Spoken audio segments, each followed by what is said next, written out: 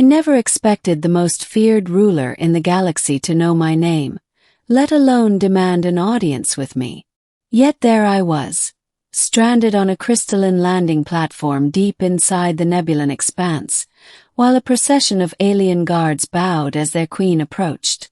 The humidity in the air crackled with bioluminescent spores that drifted like glowing snowflakes. Every instinct in my body screamed at me to run, but I stood frozen, watching the towering figure glide toward me.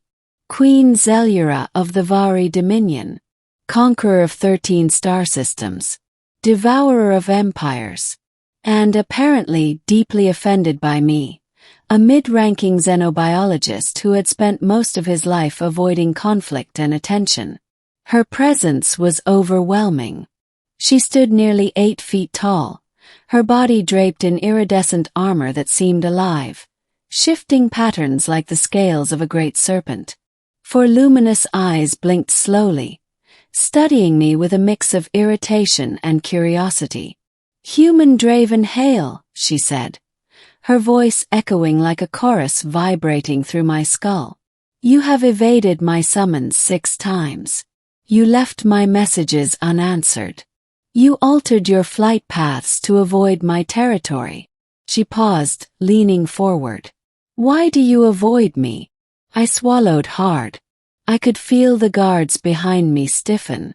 Refusing a direct question from Zellura was something people died for. Literally.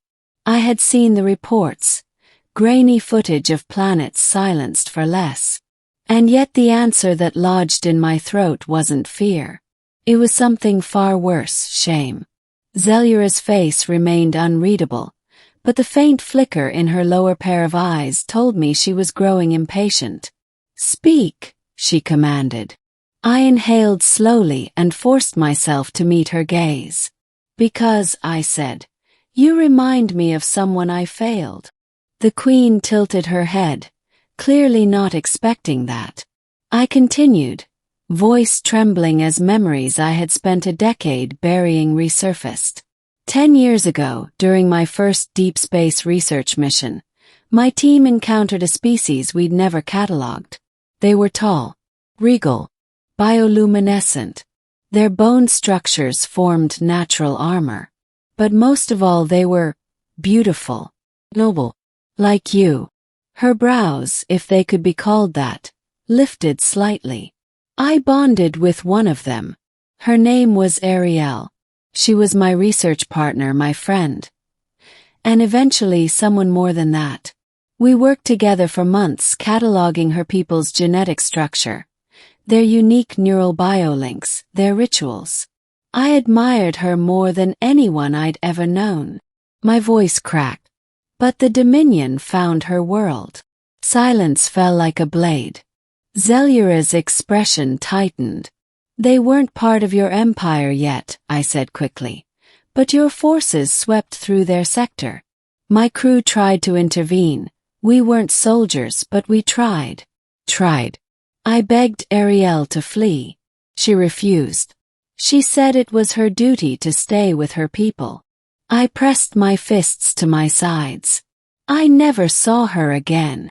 A slow ripple of emotion passed across Zellura's 4 eyes. Not pity. Not guilt. Something deeper. Something conflicted. "So you avoided me," she murmured, "because I carry the face of your grief." He nodded. She stepped closer until her shadow enveloped me. "Human.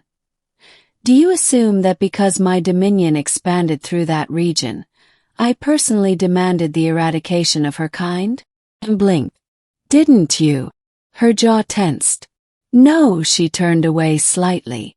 "That campaign was ordered by my predecessor, my mother. It was her final conquest before I dethroned her." I stared at her, stunned. "You overthrew your own mother." "She was a tyrant," Zellura said. "A destroyer without restraint. She cared for nothing but expansion. I learned long ago that conquest without purpose is nothing but rot wearing a crown." Her voice softened, unexpectedly. "You're Ariel. I remember the reports. a world of luminous warriors with advanced neural resonance. They resisted until their last breath, and they fought with honor. She let out a low, resonant sigh.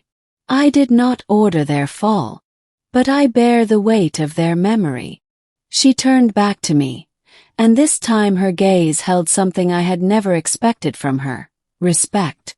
And you, she continued, are the first human who has ever spoken to me not with fear, but with pain.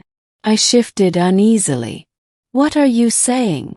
Zelyura stepped even closer, lowering her head until her eyes were level with mine. I summoned you because I wish to understand why your species reacts to me with such avoidance. Humans are unpredictable, fascinating but evasive. I wanted to know why you, specifically, eluded every attempt at contact. I did not expect grief to be the answer. My heart thundered. She straightened to her full height and then did something unimaginable. She bent one knee. Every guard gasped. The air pulsed with shock.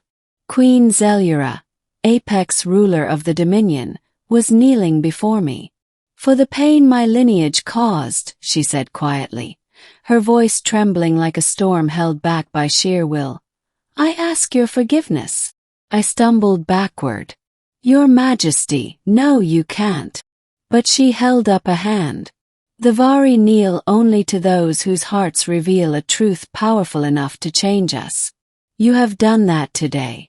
I didn't know what to do. I wasn't royalty. I wasn't a warrior. I wasn't even a hero. I was just a scientist who had lost someone precious. Someone whose memory had shaped every decision I'd made since. Zelyura, I whispered, unable to call her anything but her name. I never blamed you personally. Perhaps not, she said, rising slowly. But the universe needs echoes of accountability. And so do I. She reached out, with caution as though afraid to frighten me, and placed a hand on my shoulder. Her touch was warm, surprisingly gentle considering her reputation. I cannot restore what was taken from you, she said. But I can give you something else. I frowned. What? A chance to ensure no species meets the fate of Ariel's people again. Her eyes glowed with fierce promise. I want you, she said, to become my scientific liaison, my advisor, the one voice in my throne room who speaks for the vulnerable rather than the powerful. You will help me identify worlds worth protecting, cultures worth preserving, and when conflict arises, your counsel will remind me of the cost. My breath caught. You'd trust a human with that responsibility? I would trust you. For the first time in a decade, the crushing weight inside my chest loosened. Maybe this was how healing began, not with forgetting loss, but by preventing others from suffering the same. I nodded slowly. I'll do it. Not for your throne, but for Ariel. Zelyura bowed her head once more. Then her legacy lives on. As her guards escorted me toward the crystalline palace rising in the distance, I looked back at the queen, this towering figure once synonymous with fear, now transformed by a single truth. And I realized something extraordinary. She hadn't fallen to her knees because I was powerful. She had fallen because I had been honest. Because grief, spoken aloud, can humble even a galactic monarch. Because sometimes the bravest thing you can offer an enemy is the truth they never expected. And so, the queen who demanded to know why I avoided her became the ruler I vowed to stand beside. Not in fear but in hope.